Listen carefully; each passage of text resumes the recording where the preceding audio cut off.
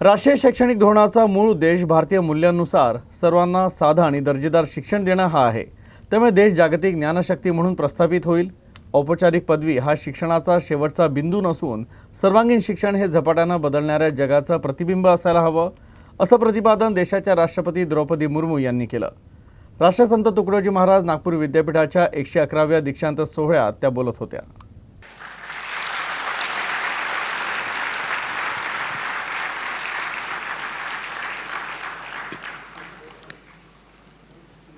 राष्ट्रसंत तुकडोजी महाराज नागपूर विद्यापीठाचा 111वा दीक्षांत समारंभ नागपुरातील कविवर्य सुरेश भट सभागृहात देशाच्या राष्ट्रपती द्रौपदी मुर्मू यांच्या प्रमुख उपस्थितीत पार पडला। राज्याचे राज्यपाल आणि नागपूर विद्यापीठाचे कुलगुरू रमेश बैस यांच्यासह केंद्रीय मंत्री नितीन गडकरी, राज्याचे उपमुख्यमंत्री देवेंद्र फडणवीस, राज्याचे उच्च शिक्षण मंत्री चंद्रकांत पाटील तसंच कुलगुरू डॉक्टर सुभाष चौधरी आणि इतर मान्यवर उपस्थित होते।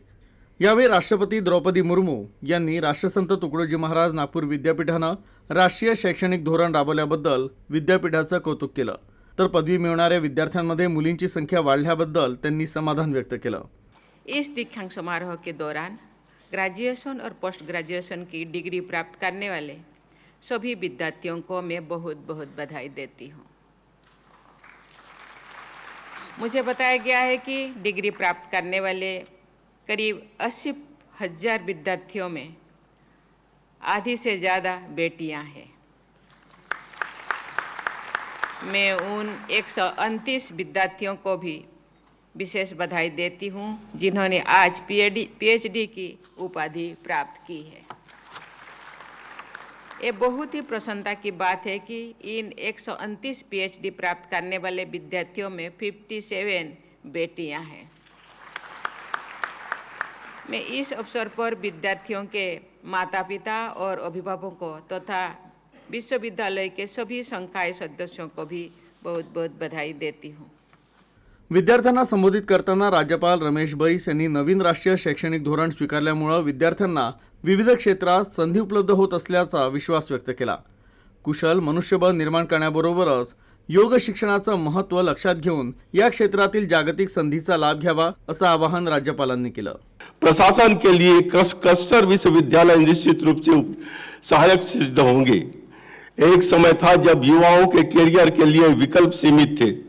आमतौर पर स्नातक शिक्षक, डॉक्टर, इंजीनियर बनते थे।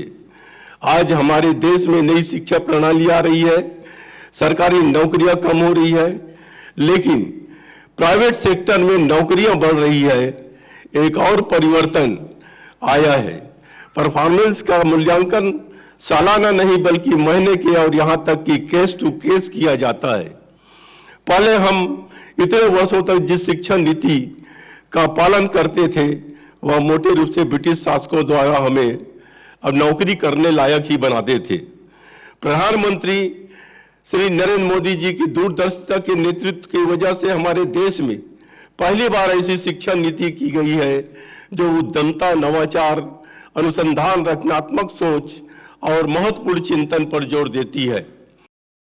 तर केंद्रीय मंत्री नितीन गडकरी यांनी विदर्भाच्या जडणघडणीतील नागपूर विद्यापीठाच्या महत्त्वपूर्ण योगदानाचा उल्लेख करताना विदर्भातील थोर संत राष्ट्रसंत तुकडोजी महाराज आणि गाडगे महाराज यांचं अनुकरण करून विद्यार्थ्यांना चांगलं शिक्षण आणि संस्कार मिळावेत असं आवाहन केलं।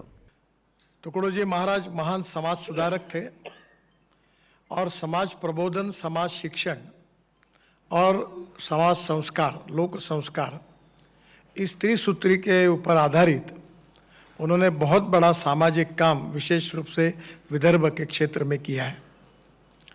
हमारे विश्वविद्यालय की ये भी विशेषता है कि देश के पूर्व प्रधानमंत्री नरसिंह राव जी, पूर्व उपराष्ट्रपति हिदायतुल्ला जी और पूर्व चीफ जस्टिस शरद बोबड़े जी हमारे यूनिवर्सिटी के विद्यार्थी रहे हैं।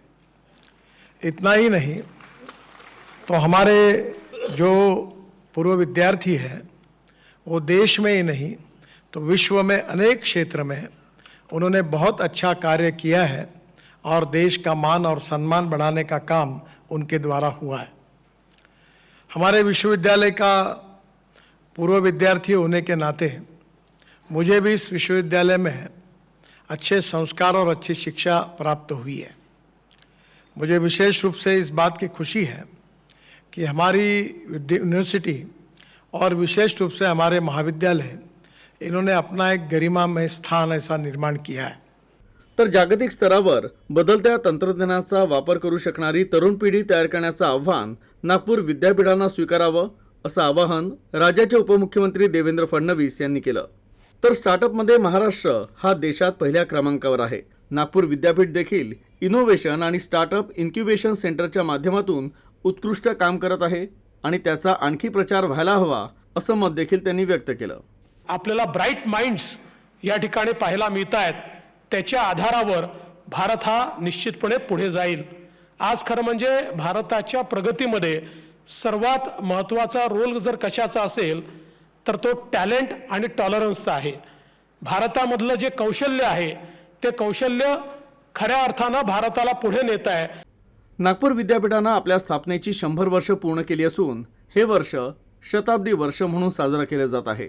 विद्यापीठाच्या 2022च्या सत्रात विविध अभ्यासक्रमात उत्तीर्ण झालेल्या विद्यार्थ्यांना पदवी प्रदान करण्यात आली। नागपूर विद्यापीठात उत्कृष्ट कामगिरी केल्याबद्दल विज्ञान आणि तंत्रज्ञान या विषयात DSCची पदवी प्राप्त केलेले डॉक्टर रामचंद्र तुपकरी आणि डॉक्टर TV गेडाम सुवर्णपदक आचार्य पदवीप्राप्त विद्यार्थिनी राजश्री रामटेके यांना राष्ट्रपतींच्या हस्ते पदवी प्रदान करण्यात आली। तसंच 129 संशोधकांना PhD पदवी प्रदान करण्यात आली।